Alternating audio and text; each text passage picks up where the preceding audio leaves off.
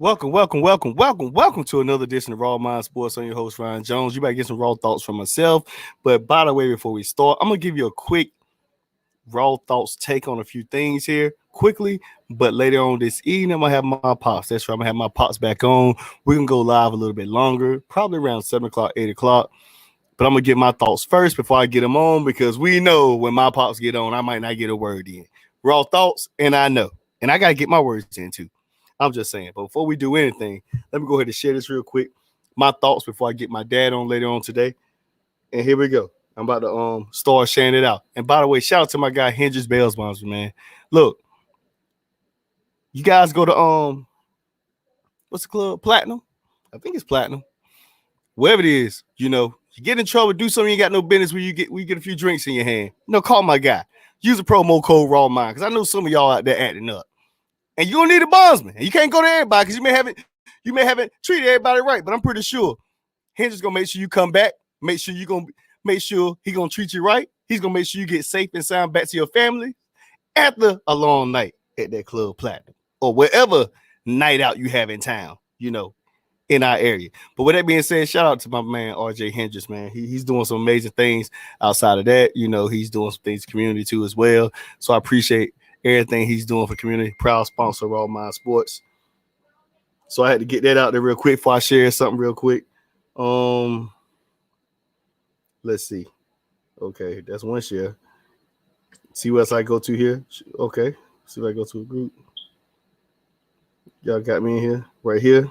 I know some people probably want to come on later, but that's cool. Let me see. One more spot. Here we go, right here. So, boom. All right. So, man, I know everybody's talking about the USA team and all that stuff. I'm gonna say that for last, real quick. So I'm gonna get my thoughts out about what happened recently in sports. So we're gonna talk about the NBA Finals. Raw thoughts. The NBA Finals was the NBA Finals, people. The NBA Finals was the NBA Finals. What do you mean by that, Ron? I mean, let's be real. It was a lot of injuries this year in the NBA. A lot of injuries. From key players to key teams. Prime example, number love for CP3 for North Carolina. But when I think about going up, AD was out with the Lakers. Kawhi was out. I want to say Murray was out. Murray was out for the Denver Nuggets. So everything that literally happened that went wrong and allowed the Phoenix Suns to get there. No, I did not have the Phoenix Suns going to the finals. If everybody was healthy. So I feel like this was that one chance. They had a chance to get there. Unless they rebuild, CP3 is on his way to retirement. We'll talk about that later. I ain't going to say he's retiring next year, of course, but I don't know if he's going to get a championship with Phoenix. Unless everybody get hurt again. But if the Lakers are healthy, Golden State is healthy, if the Clippers stay together, are healthy, overall, I don't see them guys going back. So they had to look at the draw. Now to the Eastern Conference. This was pretty much Greek. This was your title to be given to you. The Greek Freak, this was your title to be given to you. Because the Brooklyn Nets, if healthy, not wounded James Harden, not no Kyrie Irving in the series, they still took the Milwaukee Bucks to 7 games. KD pretty much had to play every minute. James Harden was not James Harden. We knew Kyrie wasn't there. So I felt like if they had those two guys, we understand injuries happen, injuries come and go. I get that. And I'm not knocking it. They took advantage of a situation that was supposed to be taken advantage of. The injuries came, you take advantage and you get there. A win is a win, a championship is a championship. I'm pretty sure they don't want to hear that they got there and it was injuries and all the yada. So, Boston wasn't the same. Philly got beat by Atlanta, which Atlanta was a bad matchup overall because Atlanta could shoot the ball so well. Now the expectations for Atlanta's going to be high. So I'm expecting teams to really come at them. They still got to sign back Collins, so we'll talk about that. But the Milwaukee Bucks got there through the injuries of the Brooklyn Nets. I think that was the only team that really this year could have beat the Milwaukee Bucks healthy. Now they get to the championship. You're playing against Chris Paul. You're much bigger. So when we talk about the finals here, I'm talking about the Milwaukee Bucks playing against the Phoenix Suns. I already said this. I said this millions of times. They had no answer for the Greek Freak alone. The Greek Freak could have scored 70 and still had a chance. The Milwaukee Bucks still had a chance of losing because guess what? If Middleton and Drew Holiday don't even play just average, they lose the series. But those first two games, I know everybody's souls was gone. They was like, this series is over. This series is over. All that stuff. What happened was with the Greek Freak's ability to dominate inside the 3-point line, because nobody on that team for Phoenix Suns could have stopped him. He could take 2 steps, literally, he'll be at the basket. But when he started settling was the problem. But once Middleton and Drew Holiday came along, once they came along, it was night-night. That's how they won 4 games. It was night-night. They put him to sleep. Then Chris Paul could done by himself, you know. Ayton, he was a young buck, playing, had to put on his big boy pants. He's still young. But you're playing against a different type of animal in the Greek Freak in the paint. That's what it was. The dominance of Greek Freak attracted so much attention. Middleton, guys like Drew Holiday and those other shooters came alive in those 4 games. That's why they won 4 straight back-to-back. Back-to-back-to-back-to-back.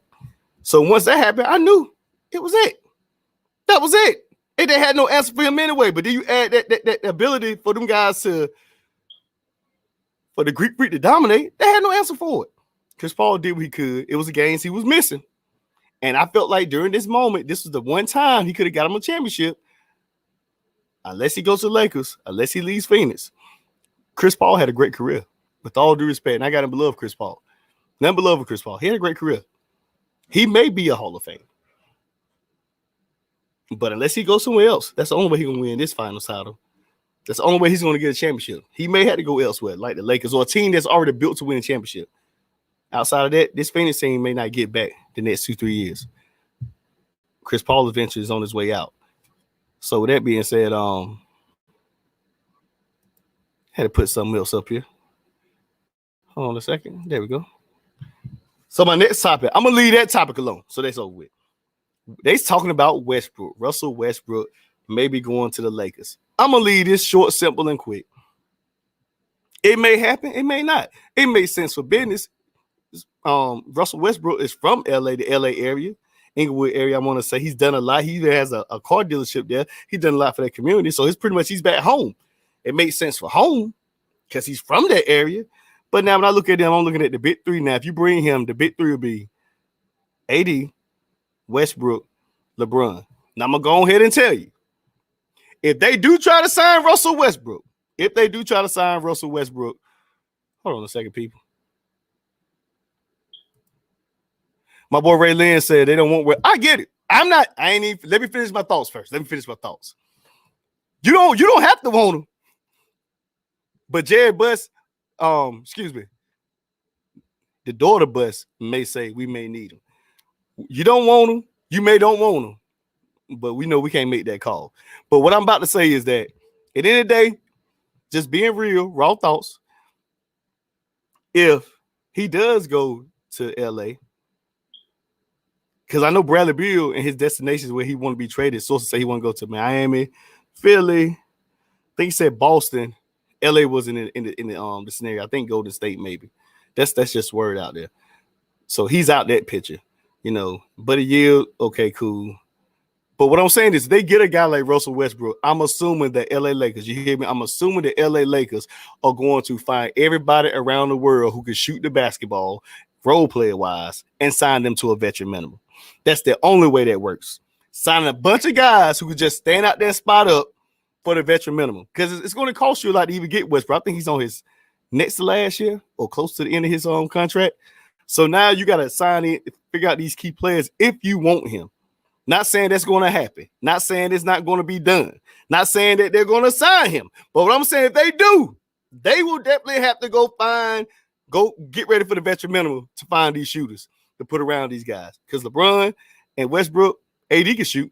AD got to stay healthy, but he can shoot the ball. LeBron is the one who's going to put the ball on the floor. I'm thinking like going back to UCLA days, I'm assuming it may happen like that. I think that if they did have Westbrook, they'll put him off the ball. And LeBron will be bringing the ball up the court. That's what it was. Like a lot of these guys now this day and time, speaking of that, a lot of these guards that are point guards now were shooting guards all their lives. Now they came to the NBA, and the NBA has changed so much now. Whoever has the ball most of these point guards and stuff are shoot first, pass second guys. You know, Steph is a great shooter. You know, Dame is a great shooter. Kyle Lowry was playing shooting guard one time at Villanova.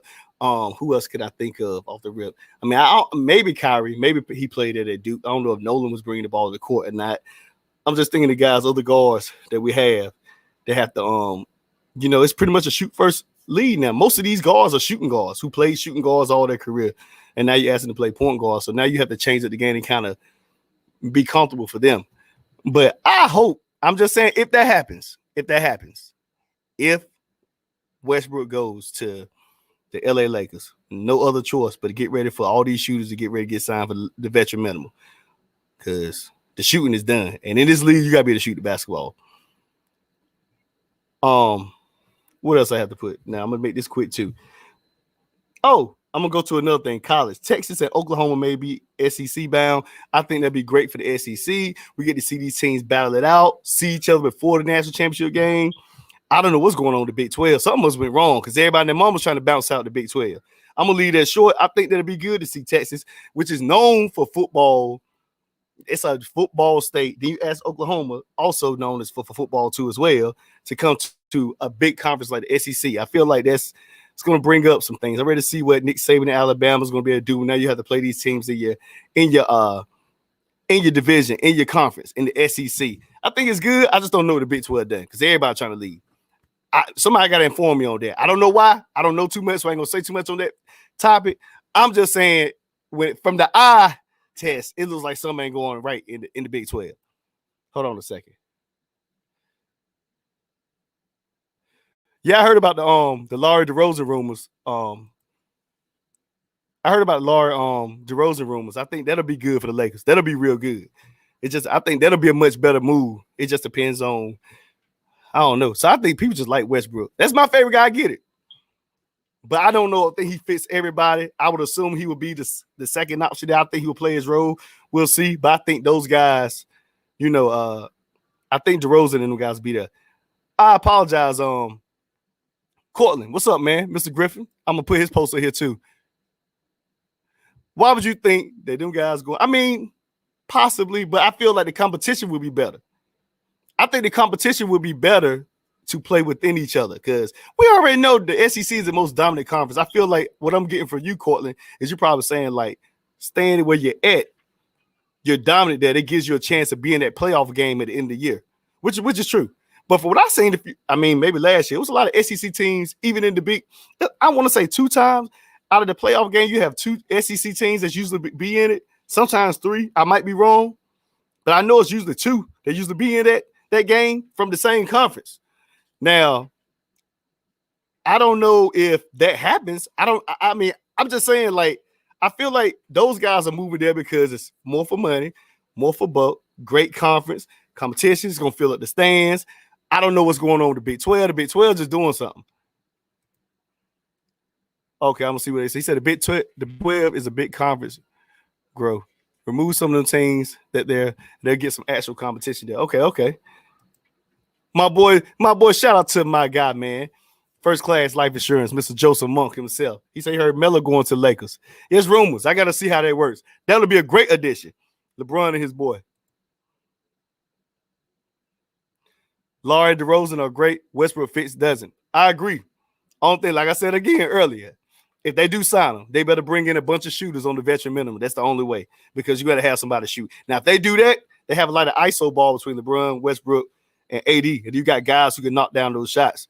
But and then again, you know how the NBA is. Some of these guys, some guys play for money. Some guys may say, "I come there for cheap, just to win a championship," because they feel like they're in the assumption they with LeBron, they can win a championship. So that percentage of winning championship matters.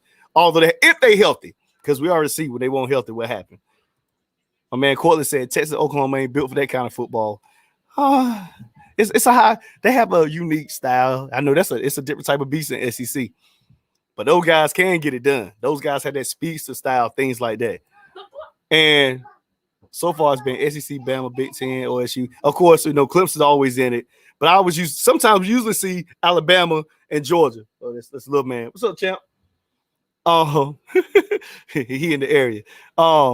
You see, sometimes you do see Georgia and Alabama in the same playoff, games. But it hasn't been recently. So Oklahoma will always be there, and Clemson will always be there. Now we'll see what Clemson's gonna do now because they have a new quarterback and there's a few people that's been missing. So we had to see what that is on that level. Oh man.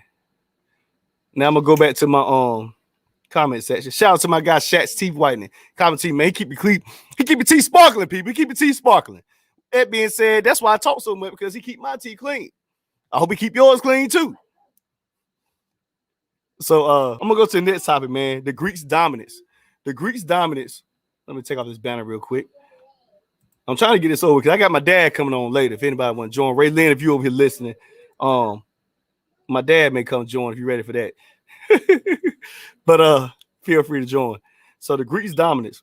It was pretty much evident to me that the Greek was going to be dominant. Like I said earlier in this show, the podcast, I knew he was going to be dominant. I knew he was going to be that guy. They had no answer for him under paint. The problem with the Greek is the Greek stops himself because he settles too much. If you take away the settling from what he does, he's dominant. He was dominant the whole series. It was the guys like Middleton and Drew Holiday that didn't step up the first 2 games. What happens? They step up. They play at least average or above average. What happens? They went for a back-to-back. All he needs was that extra push, that extra help to kick out. So I knew that's what it was. Greek's dominance was great. The sad news is if everybody's healthy, I don't know if the Greek gets back. I don't know if he gets back with Milwaukee with the team, the way it's set up. I don't see him getting back. Brooklyn stays healthy. We may see Boston make some moves. I think I want to say Philadelphia going to make moves. I don't know. But I feel like the Brooklyn Nets are healthy next year with the same team will get better. They'll be meeting again in the Eastern Conference Finals. They went to Game 7 this year without a healthy James Harden and Kyrie Irving. Now you bring that to the table. We're looking at a different monster here, people. So I know it's going to be personal this year for the Brooklyn Nets and KD. KD need to worry about the USA team right now. That's what we need to worry about. I'll talk about that in a few. CP3 legacy. He had a good career. I don't know if he gets back to the finals with Phoenix. He's going to have to go elsewhere to get back to the finals. But he had a good career. He had his chance. Great point guard. One of the few facilitating point guards we still have left. But with that being said, he had a good career. That's all I got to say on him. Now we have the NFL players and coaches may not be available because they don't want to follow the COVID protocol, taking the vaccine. I'm a type of guy, look, if you want to take it, you want to take it. If you don't, you don't. That's up to you. That's your call. But also understand now it's a situation that the professional athletes, they're saying they need to take it. They're saying studies and all this stuff is going on. I ain't getting all that. What I'm basically trying to say is they're hitting them in the pockets. So they don't take it. So it's like, that's what it is. Sad situation. Because it feels like, I guess in these guys' turns, while they're not playing or doing it, it feels like they're forced to do something they don't want to do. And that's one end. And then you got other people like, you need to take it because I want to protect myself. So that's a whole different conversation for another day. But I still feel bad that they're firing coaches because they're not taking the shot. I still feel like that's not it. Bill asked for a trade request. I just talked about this earlier. Bill asked for a trade request and he may get it. And I'm thinking I'm looking at it like it's not a principle of leaving Westbrook. It's a principle of the Washington Wizards have done that forever and forever. Like the Washington Wizards haven't done that forever. Like we only got me and Westbrook, and you expect us to beat all these juggernauts in the East. When I say juggernaut, I'm talking about it'll be hard to beat Miami in the series. It's hard to beat Miami in the series, Boston in the series, Philly again in the series, Milwaukee in the series. So they're looking at the team overall setup. It's pretty much rebuilt. There's no way them guys going to beat anyone team. So Bradley Beal probably like, look, he don't think he compete for a championship right now. So that's another scenario. So that's probably why. And I'm pretty sure him and Westbrook didn't discuss a lot of stuff. Westbrook, although people may say what they want to say about him on the court, I heard he's a very genuine guy behind the scenes. They probably didn't talk. And Westbrook probably like, you going, I'm going. He probably like, I'm trying to move too. DC just not that market. Chocolate City is just not it. Guys want to go to a better market. It was what it was through trade and stuff. Like Westbrook got traded to Houston. He got traded to Washington. Now Bill want to be out because then when they're healthy, they want to be able to contend for a championship. That's all this is. Contending for a championship. Nothing personal against Washington. They just being realistic and use simple logic. Washington ain't it. They're not going to win a championship in Washington. Now, my guy, Mr. Watson, comes out saying he's going to training camp because he don't want to get fined $50,000 per day in training camp. Here's my point. I know they just said earlier today. I actually just saw this earlier, but this was a topic I had a couple of days ago before I saw it. Now they're saying they're willing to listen to offers on Deshaun Watson on where he want to go, but it's going to cost you a pretty hefty bag. Raw thoughts, hefty bag. Here's my thing. Before I heard this is where I was going to go. Before today again, I'm saying this again, but this is before I saw the news today. This is what I was going to say before I saw the news today. You want to be traded. You want to be you want to hold out, and you worry about $50,000. you gotta stand your ground. Because now when you start saying I want to be fined $50,000, they still gave you a big contract. They gave you what you wanted. Now it's their game. They may not trade you at all. They don't have to. They can listen if it makes sense. They don't have to do nothing with you. You can just sit there. And at the end of the day, they're gonna say, well, sit there or just get fined. And when game time comes, it's gonna be bigger, a bigger salary that's gonna get knocked. So now you done gave in. You done threw in the towel, saying I'm gonna just come anyway. Because now you're saying, okay, if you just hold out and if you don't care about the money, maybe they'll be like, he ain't gonna be here anyway, so we might as well get rid of him. But now that you're coming because you don't want to get fined because of the money, it's like, okay. And I get it from both ways. Some people say you still just gotta come. But in this situation, you got to stay around. If you don't want to be there, you won't be there. But for me, that was before I heard what happened today, where they said that this is the trade rumors and giving offers that's going to offer a healthy bag.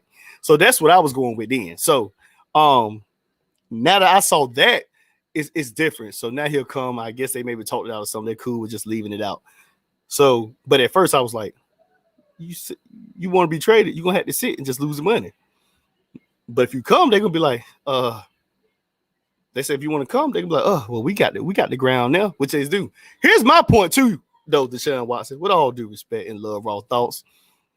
You knew when them guys were getting rid of players. You knew when they got rid of DeAndre Hopkins. You knew what was going on, and you still signed the bag because you want the money. So in situations like yours, it's either you choose the money or you want to win a championship. You're trying to have both, but it's going to be extremely hard to have both in a league. Now you play against Houston. Now you're the AFC with the Kansas City Chiefs and other teams. You tried it. But you knew what you was going up against. You could have easily not signed it, but the money was there. So you had to go with it. I'm not for taking the money. I'm not going to say take the money, but you know, it's two sides to it. You either got to pick and choose. You're trying to have both, and you knew it was going to be a tough battle trying to have both. But hopefully you'll get everything that you want right now because at the end of the day, they're looking at trade rumors. So maybe you do go somewhere where you want to go. I just hope that they do leave you enough there for you to try to win or compete for a championship. That's where I'm at with that. Last but not least, I want to talk about this USA team. I'm going to tell you now, people. Everybody been talking about USA team. I'm going to tell you now. I'm looking at these stats here, right, people? The two leading scores. I'm going to start off first. The two leading scores. When they lost to France yesterday, I'm going to talk about that. When they lost to France yesterday, your two guys who keep you pretty much take you to victory were terrible. And at that time, you know, because Bradley Beal been out, so we know that. KD and Dame. KD was 4 for 12 on field goals. He was 1 for 6 behind the three-point line. He only had 10 points. You're not going to beat no teams like that with KD playing like that. He's supposed to be your best player on the team. You're not going to beat nobody with those type of numbers right there in that game. Dame Lillard, 3 for 10. 3 for 9 behind the three-point line. Only had 11 points. Your two leading scorers for the USA team were just absolutely terrible against France. That's a quick recipe for you to lose, too, with the rest of them back there. So now I'm going to tell you this, people. I'm going to break this down. So I'm going to show you the percentage in the entire game. Like most of the time, the USA is usually knocking down those three-point attempts. Their field goal percentage yesterday, they were 25 for 69, and they were 36.2%. That's terrible on field goals. France was 29 for 62. 29 for 62, and they were 46%. That was 10 percentage higher difference than what USA had. 3-point percentage. The USA team was 10 for 32. They were 31%. We just talked about that. Although they were 31%, the France was still worse. They were 29%. Now, free throws, 16 for 21. We ain't gonna talk about that. Now, I'm gonna go to the other part of this. This is the real deal. This is the real deal. Here, people. See who commented. This is the real deal. Hold on a second. He said, Team USA is terrible and it shows a lot in the individuals on the team. It's a team full of betas with no alpha to put them together. They don't have a leader. I agree with that. But even during that time frame, they still have they still have been in a situation where they should win the game. It's not the usual USA team. You see dominance and you see guys just dominating, blowing teams out. But they still have a team to win games. And that's the problem. Like they not putting the ball in the bucket. If Dame and KD puts the ball in the bucket, we would not have this conversation why they lost. We'll still be disappointed. But this is where I'm going at, people. This is where I'm going at for you too, Courtland. The biggest problem, believe it or not, all 4 games. I'm looking at the 4 games. Team USA versus opponents. They have scored 361. That was before the France game. And 330, and the opponents had 337. So they had a 90.2 percentage and an 84.2. Now I'm gonna go to field goals. Field goals, USA is 124, 272. 124 attempts made out of 272 shots. That's 456. Opponents had 119 to 274. They still had a chance because the percentage is still lower. The teams that they've been playing, the percentage is still lower. They were still 2-2, and they still lost 2 of those games. And it was 434. Now you got they're taking a lot of 3-pointers, but not making them. 48 for 125. 48 out of 125. 48 for 125. That's before the France game now. They were 384.